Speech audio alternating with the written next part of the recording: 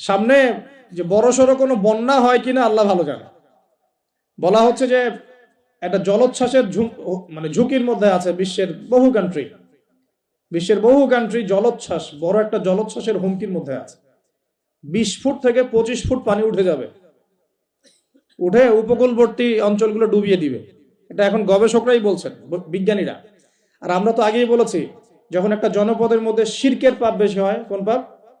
শিরকের পাপ। শিরক শুধুমাত্র ওই মূর্তি পূজা করাই শিরক নয়, আপনাদেরকে জানাই দিতে চাই, কবর পূজা করাও শিরক।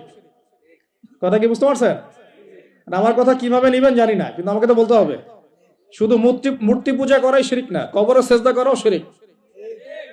তো যখন শিরকের সয়লাব হয় একটা এলাকার মধ্যে, একটা জাতির মধ্যে, তখন নূহ আলাইহিস সালামের কওমকে আল্লাহ পাক যেমন প্লাবন দিয়ে ভাসিয়ে দিয়েছিলেন, ওরকম বন্যা জলোচ্ছ্বাস প্লাবন দিয়ে ভাসিয়ে দিবেন আল্লাহ।